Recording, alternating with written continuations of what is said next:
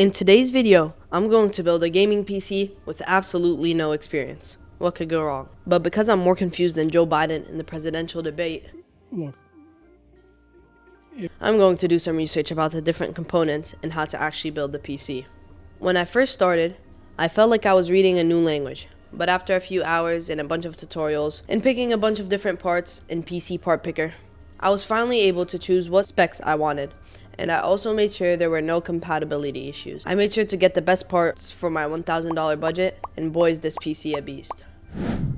I started with the motherboard, this beauty right here. This is the Asus B650AAX. What a weird name. It's got all the essentials and some future proofing for upgrades. Next up, the brain of the operation, the Ryzen 5 7600X. This is probably the most important thing in the PC because it does all the processing.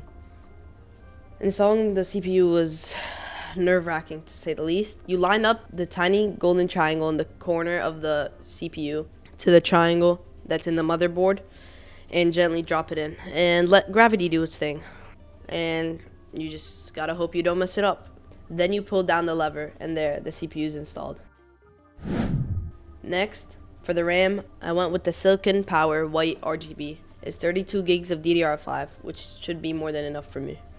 To install the RAM, you need to insert it in slots 2 and 4 to access dual channel RAM.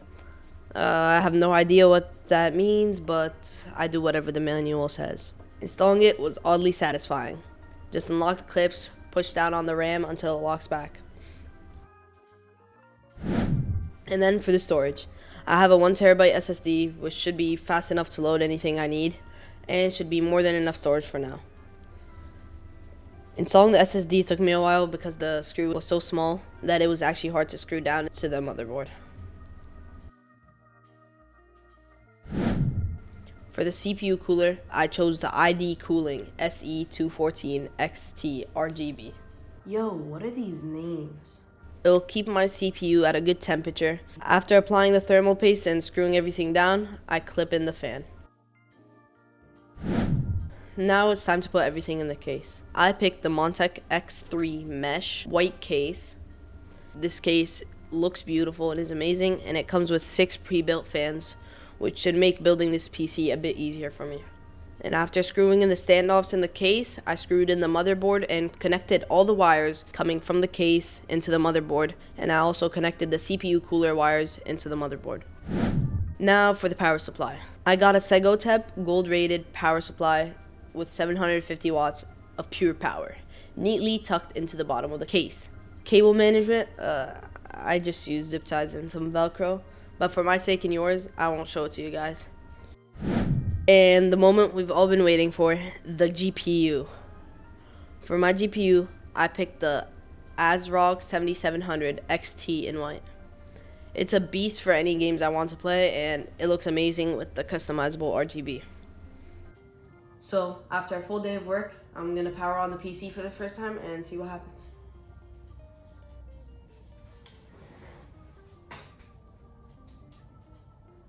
Okay, so it's turned on. Look at that.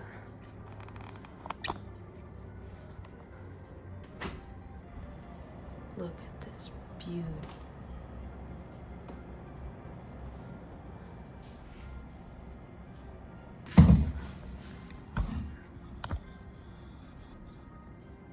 And there's the BIOS, it turned on.